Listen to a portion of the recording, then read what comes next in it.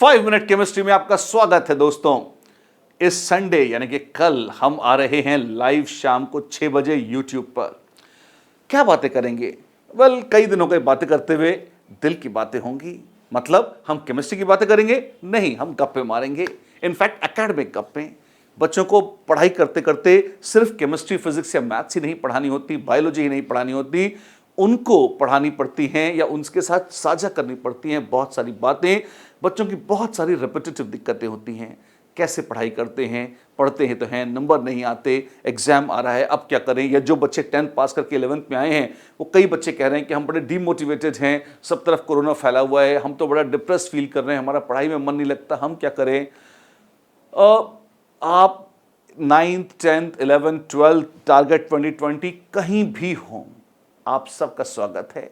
In fact बहुत अच्छी और सुंदर रहेगी हमारी चैट अगर आप इस तरह की बातें शेयर कर लें। इसके अलावा और भी कोई बात आपको शेयर करनी हो, जो कुछ भी आप शेयर करना चाहें उसको आप शेयर कर सकते हैं। ऑफ कोर्स हम बातें करेंगे, हम साथ साथ मिलेंगे। कमेंट बॉक्स में आप लिख सकते हैं और वहां पर कमेंट बॉक्स में लिखकर भी आप लाइव भी पूछ सकते हैं। लेकिन अगर आप चाहते हैं कि बिल्कुल शुरुआत ही आपके प्रश्न से करी जाए तो कुछ ऐसी कॉमन बातें जो सारे बच्चे पूछते हैं, आपके दिमाग में अगर ऐसी बातें हैं, कोई स्पेशल बात है, कुछ खास पूछना चाहते हैं, वो सारी बातें आप आज ही कमेंट बॉक्स में लिखकर मुझे दे सकते हैं। क्यों? थोड़ी सी हमारी टॉक व्यवस्थित हो जाएगी और हम इस टॉक को आगे भी बढ़ा पाएंगे सिस्टमैटिक तरीके से, अगर हमारे पास एटलीस्ट शुरुआत के कुछ पॉइंट्स आ जाते हैं। बात की बातें ऑफ कोर्स वहां हो सकती है। कितनी देर तक हम रहेंगे? जब तक आप रहेंगे, मतलब आप मान लीजिए लगभग आधा घंटा। अगर बहुत लंबी बातें हुई, बहुत सारी बातें हुई, आप बातें करते चले गए, मैक्सिमम 1 घंटा, राइट? तो यहां तक हम मिलेंगे कब? यूट्यूब पर कल संडे को शाम 6 बजे। नोटिफिकेशन चाहिए तो सब्सक्राइब कर लीजिए, ऐसा ना हो कि आप इस टॉक को मिस कर दें। क्यों? क्योंकि केमिस्ट्री की बातें तो हम रोज करते हैं, संडे को होगी दिल की बात, राइट? और अब आज का 5 minute chemistry, basic strength of nitrogenous bases की बात होगी आज के 5 मिनट केमिस्ट्री में। अच्छा, कमेंट बॉक्स में कई दिनों से ये कमेंट आ रहा था कि भाई नाइट्रोजनस बेसिस की बेसिक स्ट्रेंथ की बात कर लीजिए। तो आइए देखते हैं आज ये कॉन्सेप्ट ही नहीं, मेरे बैकग्राउंड में बहुत मेहनत से प्लॉट किया हुआ एक ग्राफ भी है। I have taken it from website and this also shows a progression. आपको बेसिक स्ट्रेंथ का बहुत डायरेक्ट, स्टार्क और विजुअल आइडिया यहां से मिल सकता है। इस पर आने के पहले सबसे पहले तो आपको बताना चाहूंगा नाइट्रोजनस बेसिस क्या है। नाइट्रोजन एटम के पास एक लोन पेयर होता है, वो लोन पेयर डोनेट किया जा सकता है, यस। और जैसे जैसे नाइट्रोजन वो लोन पेयर डोनेट करती जाती है, वैसे वैसे वो बेस का काम करती जाती है। अच्छी बात है। तो कब, कहां, कैसे, कितना बेसिक होती है कौन सी नाइट्रोजन, ये एक बड़ा प्रश्न है। अच्छी बात है। तो क्या क्या देखना होगा आपको? सबसे पहले तो आपको बेसिक स्ट्रेंथ देखने के लिए देखना होगा चार्ज। मतलब क्या उस नाइट्रोजन एटम पर माइनस चार्ज है? अगर माइनस चार्ज है तो वो बहुत भयंकर बेस हो सकता है, जैसे NH2 एक अत्यंत बहुत ही भीषण और बहुत ही भयानक बेस है। अच्छा, और उसके भी पप्पा जी होंगे कौन? NH-2। Oh my God. और अगर और मैदान मार लें आप, नाइट्राइड आयन बना दें, जान ले लो मेरी, यस, तो वो तो और सुपर डुपर भयानक हो जाएंगे। भयानक सीरीज है ये, महा भयानक। कौन? Nitride ion, imide ion, amide ion. And please note, amide ion की बेसिक स्ट्रेंथ अगर आप कंपेयर करेंगे तो अमाइड आयन की बेसिक स्ट्रेंथ OH- या NaOH को आप स्ट्रॉन्ग बेस मानते हैं, 10⁻22 टाइम्स लगभग बैठती है। 10⁻22 टाइम्स स्ट्रॉन्ग बेस NaOH से ज्यादा बेसिक होता है कौन? NH2-। अगर आप Kb वैल्यू से देखेंगे तो इतना भयानक है ये। और उसके भी पापा जी और दादा जी यहां पर हैं। तो चार्ज का बड़ा महत्व है। माइनस चार्ज आते ही पागल उठती है नाइट्रोजन, और आप देख सकते हैं इस तरह से। ठीक है, और कोई फैक्टर है? जी हां, दूसरा और चार्ज से कम महत्वपूर्ण लेकिन फिर भी मजेदार फैक्टर है हाइब्रिडाइजेशन। हाइब्रिडाइजेशन मतलब जैसे जैसे S कैरेक्टर बढ़ता जाएगा, बेसिक स्ट्रेंथ कम होती जाएगी। जैसे जैसे S कैरेक्टर बढ़ता जाएगा, आप पाएंगे बेसिक स्ट्रेंथ कम होती जाएगी।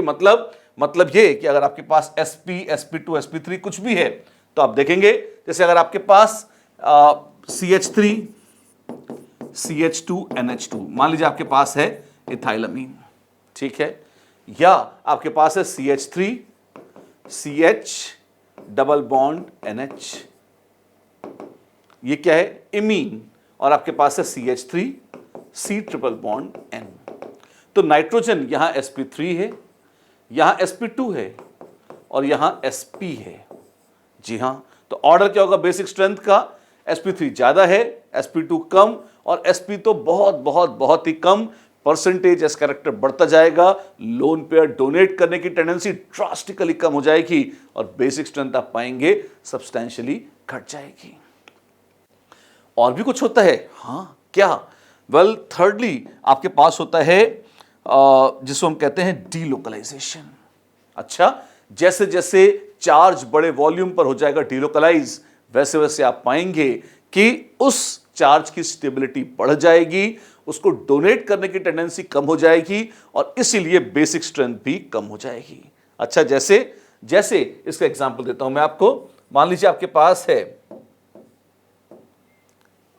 पिरिडीन,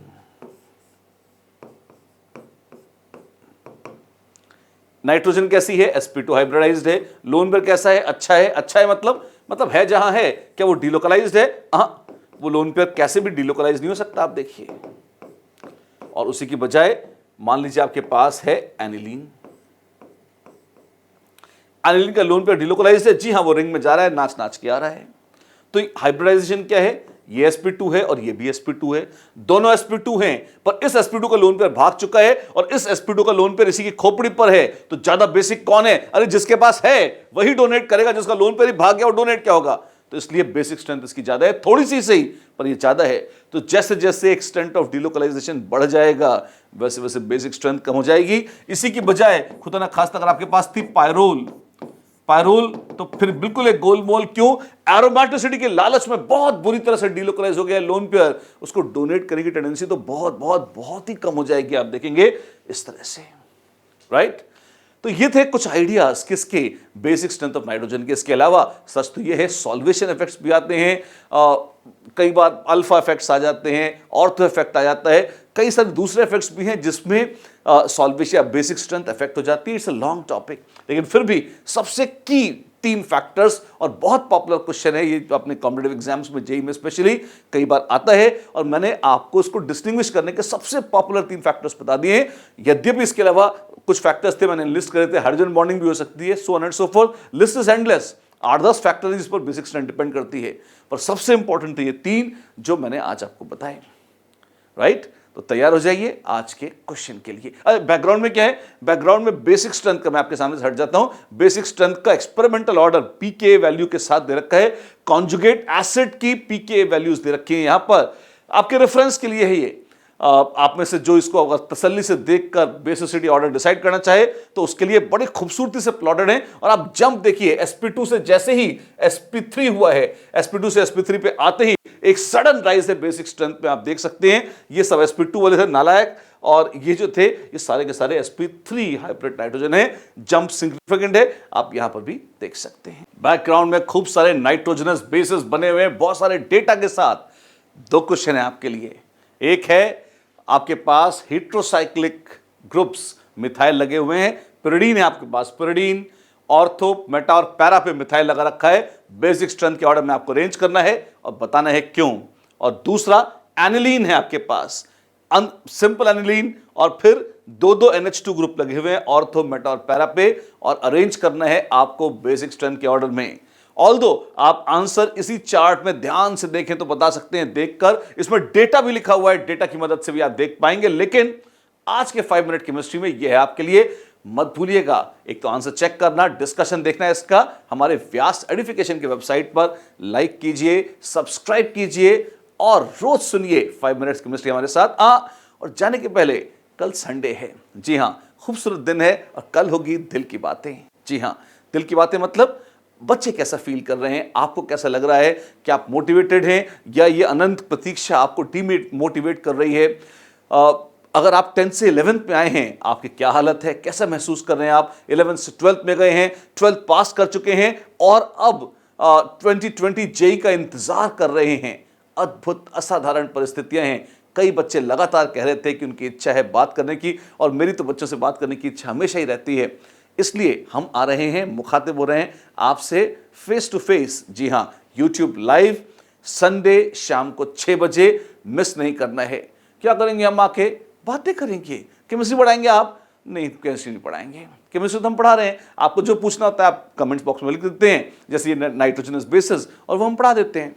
लेकिन इस बार ध्यान रखिएगा, बातें बहुत जरूरी हैं, मोटिवेशनल बातें और बच्चों की प्रॉब्लम सॉल्विंग वाली बातें। क्यों? क्योंकि अक्सर तो बच्चों को केमिस्ट्री, फिजिक्स और मैथ्स तो पढ़ने का मन ही तब करता है जब उनका मन स्थिर होता है, और मन को अस्थिर करने वाली तो बहुत सारी परिस्थितियां आज की तारीख में हैं। तो यही सारी बातें हम करेंगे। क्यों?